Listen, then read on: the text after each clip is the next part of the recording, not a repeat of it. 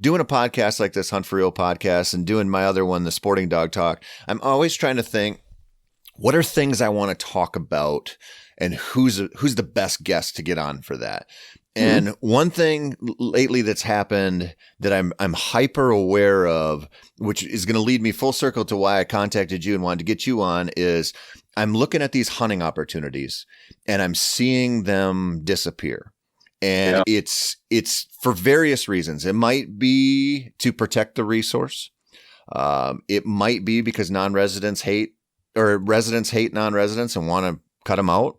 Right. There might be a lot of reasons, but what I'm looking at in the grand picture is more and more of our hunting opportunities are going away.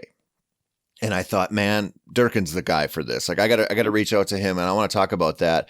And, just before we got on here, we were talking about the Wisconsin grouse season. And, you live in Wisconsin. I live right across the river, and I go over there and I hunt a lot. It's my favorite state to grouse hunt in. I like it better than Minnesota because of a lot of different things. But one of the things I liked the most about it was that the season in most of the state is open through the end of January. So here in Minnesota, we shut down on December 31st.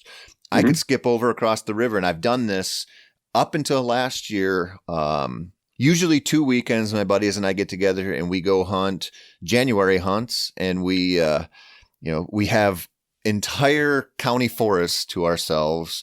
And the grouse hunting is a lot of work, but it's a lot of fun. And that went away last year. Yeah. And we don't know if we're getting it back this year. Right. Right. I can't remember if I used this line of mine in my columns on this. I don't think I did, but the whole premise, the whole idea of why they're shutting down that season last year was that to save grouse, that they think maybe West Nile virus or some other thing accounted for a drop off in the grouse hunting in 2017, and also last year I guess wasn't upper tier. But I think, well, if you really want to affect the grouse population, everything we know about it is that, well, then you take away the opportunity when the most grouse are being shot. You don't take away the opportunity when a fraction of them are being shot. And so, to me, I thought these people making this decision, our Natural Resources Board, that is basically the governing board for our Department of Natural Resources, their decision to shut down a January hunt, I think my comparison is that's like giving up spinach for Lent if you're a Catholic. You think you weren't eating spinach anyway. Yep.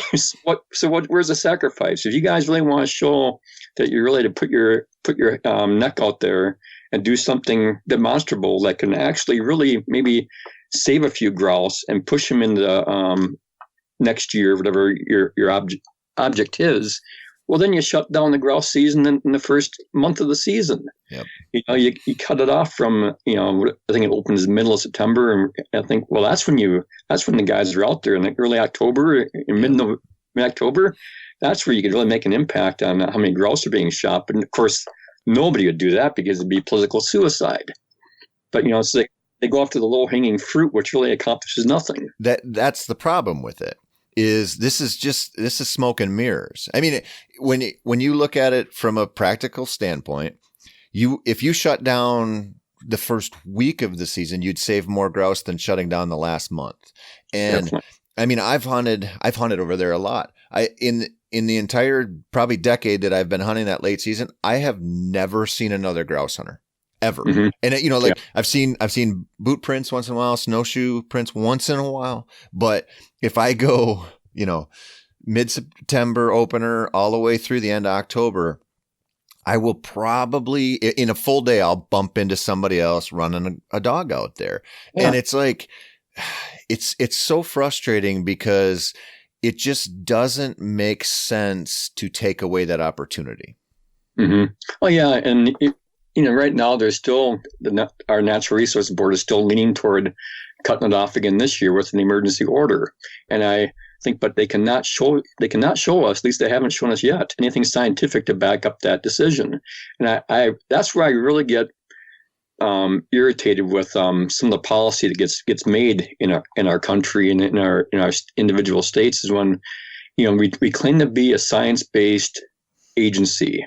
Driven by science, as you throw that term around a lot, driven by science. There's nothing scientific in shutting off that last month of grouse hunting. And, especially when you think I'm into the recreation. Like we can really, if we can justify a hunting season with recreation that's not harming the resource, God, provide the recreation and get these people out there. These people like yourself that enjoy that opportunity in late season. How many guys are doing that? Well, maybe not many, but that's no reason to cut it off. Yep. It makes no sense. No, it doesn't. And so I'm glad you brought that up, the science aspect of it, because this is an interesting thing to me. So take grizzlies and on the ESA or wolves for that matter. And hunters will scream like, hey, they're recovered. We should be able to hunt them and manage them. And they're right.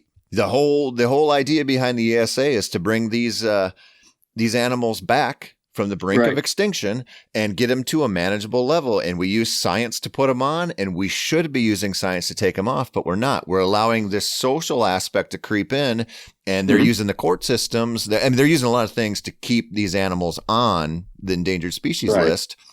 But we sit here as hunters and say, well, we need to be using science. The science says put them on. The science says take them off and let us manage. But then if you get into this Wisconsin grouse thing, you go, well, it feels sort of like a social issue and not a resource science-based issue. And, the other thing that's happened recently that's got me all up in arms is South Dakota this year decided that, or they voted or mandated that non-residents can't hunt deer on public land all of September. And they put some restrictions on, when you can buy your license, when you can use it. If you buy your license after August 1st, you can't hunt public land. And so I called up a couple people at the South Dakota Game Fish and Parks and asked them, I said, is this a resource issue? And there's some mule deer caveats to that the ruling or the rules they put in place, which are a resource based decision or were based around resource. So I get that because the mule deer is pretty limited out there. I understand that, but they didn't stop at mule deer. It's whitetails, it's the whole thing.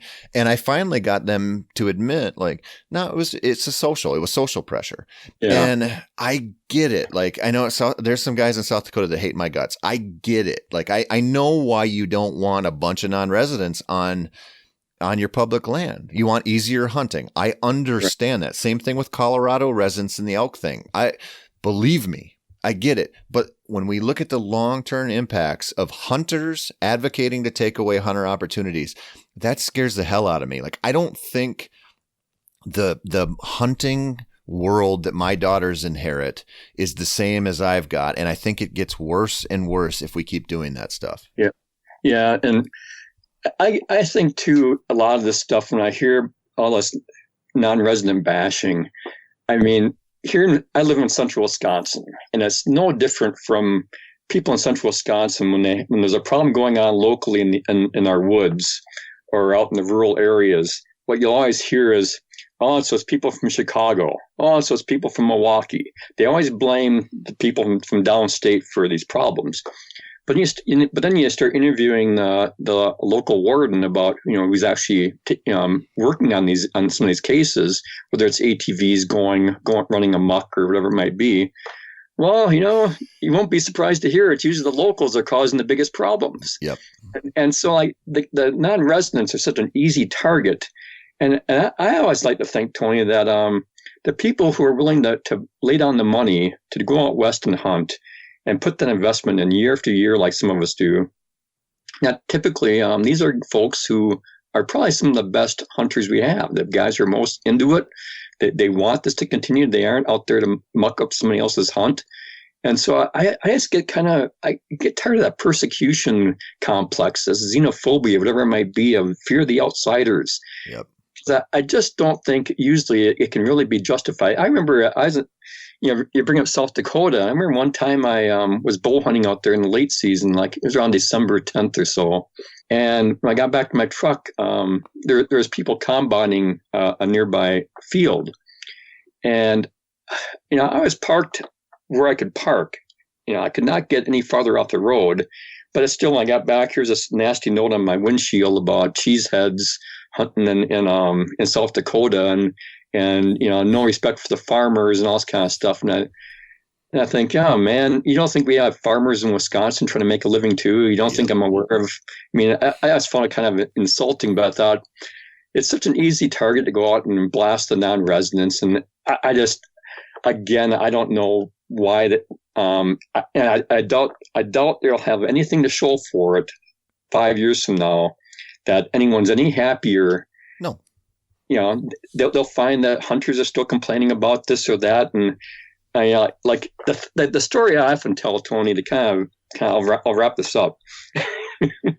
my comment so often in Wisconsin, back in my early days as a reporter, when there was a deer short, when people weren't seeing enough deer up north, they always blamed the Chippewa. They always blamed it. Yep. There's always the Indians shooting all these deer and not registering them.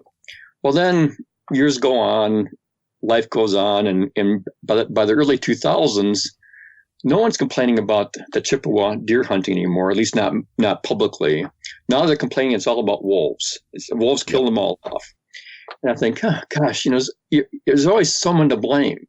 I think, in a lot of this time, I think, if you just go hunting and work your butt off, enjoy the experience, you're going to be happy. But if you're always worrying about someone else or some other creature, the weather, whatever it might be, well, chances are you're not happy. And then eventually, I narrow this all down. I realize there's a lot of unhappy people in the world. Oh, 100%. And that you said a lot there. Sorry.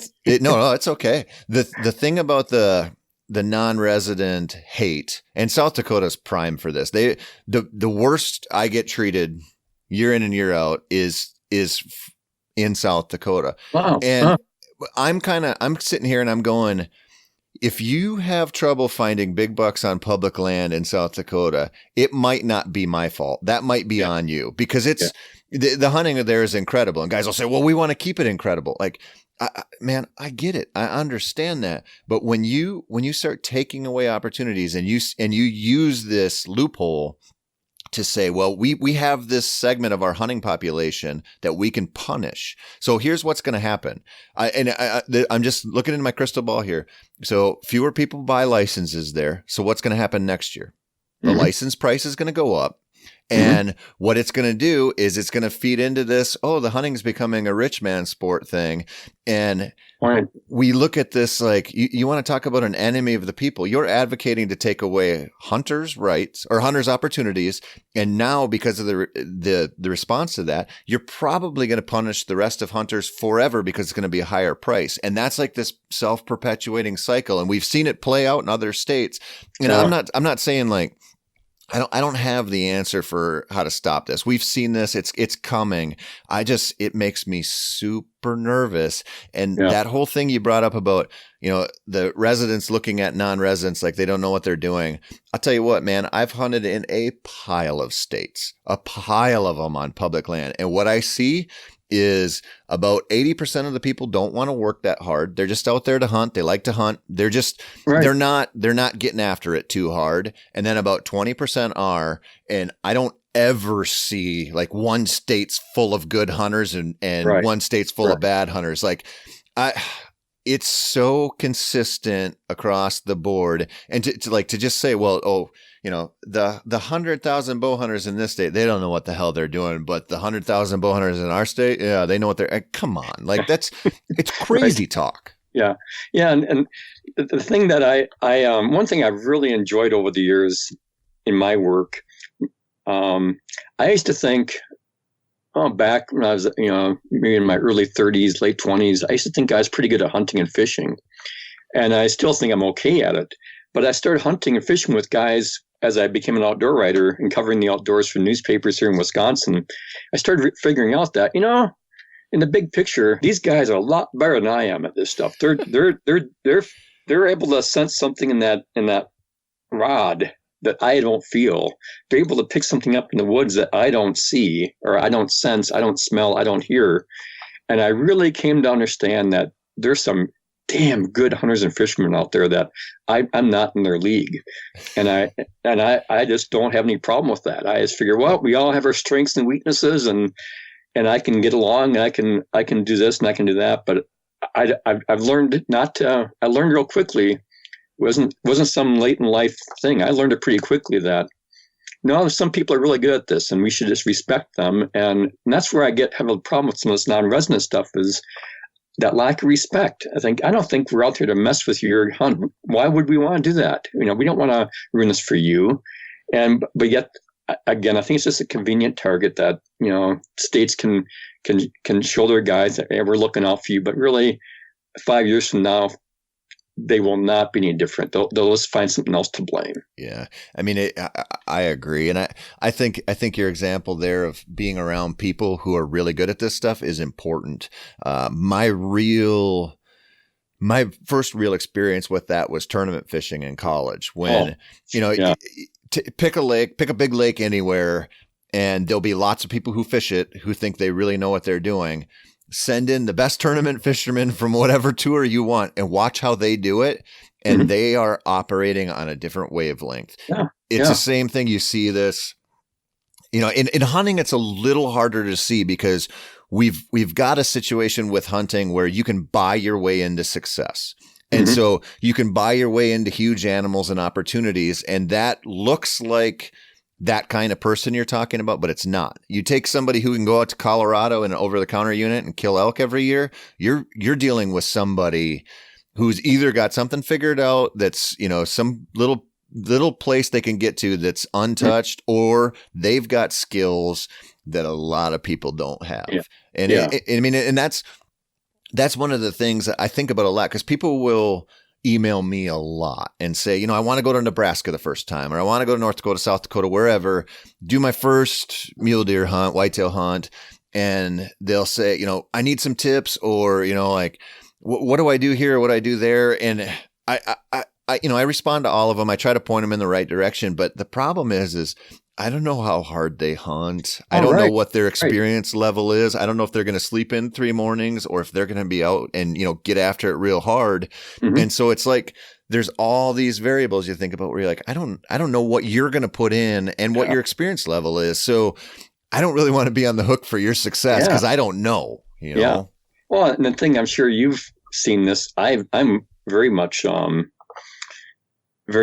of it, through firsthand experiences, that you don't even know your good friends at work or your good friends in parts of your family until you get them in a hunting camp somewhere. And you talk about separating the women from the girls. Boy, hunting camps when you're even a few miles off the road, or a couple miles, or even it's backed up into a dead end logging road, and they're going to hunt for a week. You find out real quickly who can do it and who can't, and who has, because it's so much about attitude and so much about the want to be there.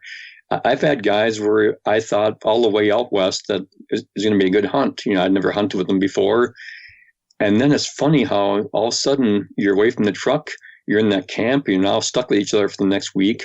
It's funny how almost instantly their personality changes, and they aren't ready to be off the grid. They aren't ready to go up the mountain each morning. And after a couple of days, you wish they could just go home. Yeah, because they're dragging you down, and you think, well, all those kind of attitudes.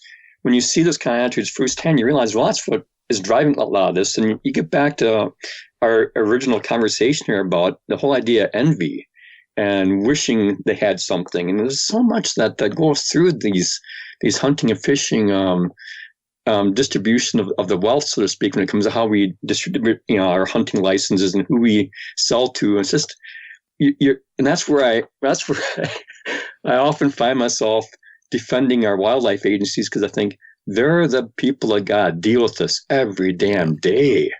And how do you satisfy all these different demands of people with different interests and different levels of commitment? Yeah. Well, yes. I mean, so on that, on the first note there with the hunting partners in camp and, finding out what really makes people tick, I always look at it like, you think about like day 3 when the alarm goes off. That's when you start knowing. And I've been really surprised by this, where the people who will get up and they're like, all right, let's make some coffee, let's make some oatmeal, let's go. And the people who like they're not getting up, man. Like after a couple days, and it's just interesting to see. You encounter a lot, and that's why when you get somebody or a couple people who will go on those trips, who's getting up and who will contribute and keep a good attitude, man, keep those friends around because that's important. Yeah. And the, well, like every day when I'm hunting elk, first thing I always think, and it's not something I really think about, it's just something I do. I always swing my legs up, put them on the tent's floor, and I always say to my buddy, "It's a fine day to hunt the elk," and off we go. Yep. And I keep hoping that can continue for a long time because I'm not ready to quit yet. I'm 63. I didn't start hunting elk till I was, like 48, 49 years old, because I was always in a situation where I was just, work and whatever kept me from developing the interest.